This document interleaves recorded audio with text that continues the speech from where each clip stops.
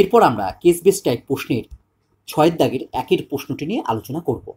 প্রশ্নটি হলো, দুজন খেলোয়াড় এ ও বি এর মধ্যে দাবা খেলায় 20টি গেমের মধ্যে 12টি গেম এ, 4টি গেম বি জিতল ও 4টি গেম অমীমাংসিতভাবে শেষ হলো।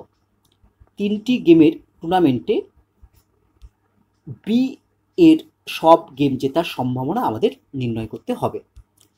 এই প্রশ্নের উত্তর করার পূর্বে তোমাদের আমি একটি কথা বলবো।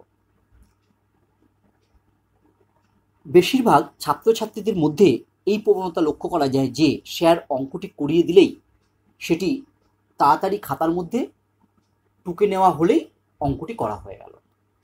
না, অঙ্কটি টোকায় মূল উদ্দেশ্য নয়, অর্থাৎ অঙ্কটি খাতার মধ্যে টুকে নেওয়াই তোমাদের মূল উদ্দেশ্য নয়। সবার প্রথমে তোমাদের প্রশ্নটি ভালোভাবে পড়তে হবে। সেই প্রশ্নের মধ্যে কি কি তথ্য দেওয়া আছে সেগুলো ভালোভাবে দেখতে হবে এবং কি উত্তর চাওয়া হয়েছে সেটি ভালোভাবে বুঝতে হবে। তারপর স্যার অঙ্কটি করানোর জন্য যে যে স্টেপ বা পদ্ধতিগুলো করছে সেগুলো তোমাদের ভালোভাবে বুঝতে হবে। তারপর দেখবে তুমি অঙ্কটি নিজেই সহজেই করে ফেলতে পারবে এবং পরীক্ষার হলে যে ধরনের অঙ্ক দেখ না কেন দেখবে তুমি সেই অঙ্কগুলি সহজেই করে ফেলতে পারবে। চলো এবার আমরা এই প্রশ্নের উত্তর করি। আমরা প্রথমেই ধরে নেব যে এ এর জেতার ঘটনা এক্স, বি এর জেতার ঘটনা ওয়াই এবং গেম অমীমাংসিতভাবে শেষ হওয়ার ঘটনা জেড। তাহলে আমরা কি ধরব না, ধরি এ বি এর জেতার ঘটনা যথাক্রমে এক্স ও ওয়াই এবং অমীমাংসিতভাবে গেম শেষ হওয়ার ঘটনা জেড। এবার দেখো আমাকে কি উত্তর বার করতে হবে। আমাকে উত্তর নির্ণয় করতে হবে বি এর সব গেম জেতার সম্ভাবনা। দেখো আমি ধরেছি যে বি এর গেম জেতার ঘটনা হচ্ছে ওয়াই।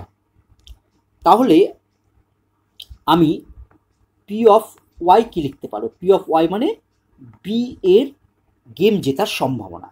দেখো বি 20টি গেমের মধ্যে 4টি গেম জেতে। তাহলে মোট গেম খেলা হয় কটা? না 20টা। তার মধ্যে কটি জেতে? 4টি জেতে। তাহলে P of Y equal to হবে 4/20। এটাকে যদি আমরা কাটাকাটি করি তাহলে পাবো আমরা 1/5।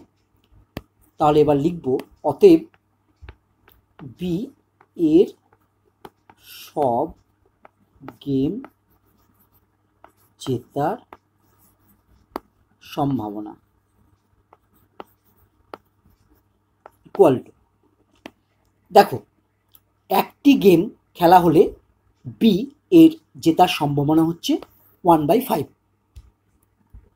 তাহলে প্রথম গেমটি যদি বি জেতে তাহলে তার সম্ভাবনা হচ্ছে 1/5। আবার দ্বিতীয় গেমটিও যদি বি জেতে তার সম্ভাবনা 1/5। আবার তৃতীয় গেমটিও যদি বি জেতে তার সম্ভাবনা 1/5।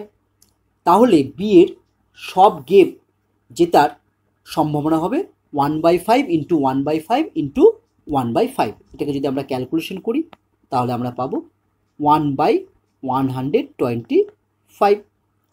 এটাই হচ্ছে আমার অ্যান্সার। তাহলে দেখো সঠিক উত্তর কোনটি? না, সঠিক উত্তর হলো বি, 1/125।